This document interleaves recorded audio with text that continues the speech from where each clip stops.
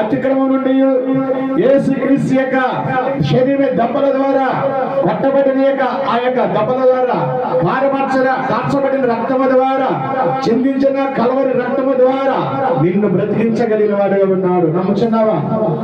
నమ్ముచున్న వారందరూ దేవుని స్తోత్రం చెప్పండి. హల్లెలూయా. ఈ రోజు నుంచి ప్రభువా నేను నమ్ముచున్నా, నా కొరకే నీవు నలగొట్టబడిన వాడుగా ఉన్నావు, నా కొరకే శ్రమ పొందగలిగిన వాడిగా ఉన్నావు. నేను చేసిన పాపం ప్రభా శిక్ష నువ్వు పొందావు ప్రభా. ఆ కఠోరమైన శిక్ష నేను పొందలేనని నా స్థానంలో నువ్వు ఉన్నావు, నీ స్థానంలో నుంచి ఉన్నావు. ఆమేన్. అది ఈ రోజున మనం అనుకుంటున్నమాట.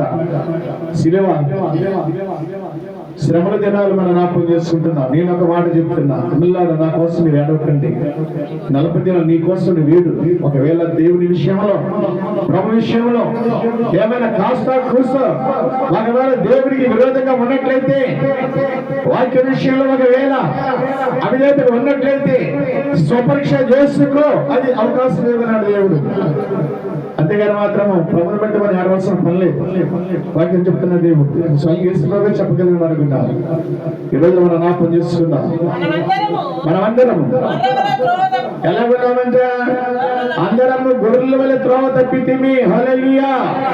ఇదిగో లోక పాపములను మోసుకొని పోవు దేవుని గొర్రె పిల్లని బాప్తిస్మిచ్చి యోహాను సువార్త 1:29 మాట్లాడుతున్నారు.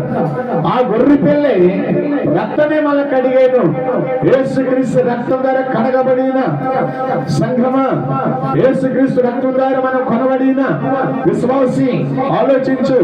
నీ కొరకు ఎవరు శ్రమ పొందలా, ఎవరు రక్తం కార్చలా, ఎవరు కార్చని ఆలోచించాలా, యేసే ఆలోచించాడు. కాబట్టి ఈ రోజున మనం నీతిమంతులుగా ఉన్నాం. ఆమేన్.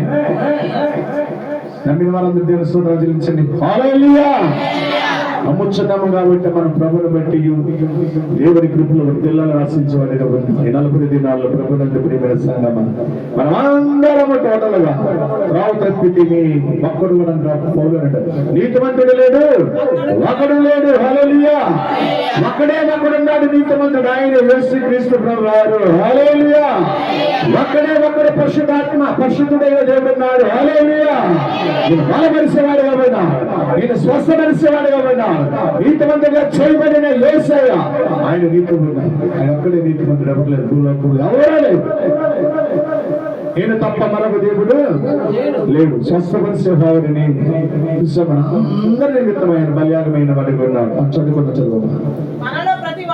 మనలో ప్రతి వాడు ఏం త్రోవ అంట?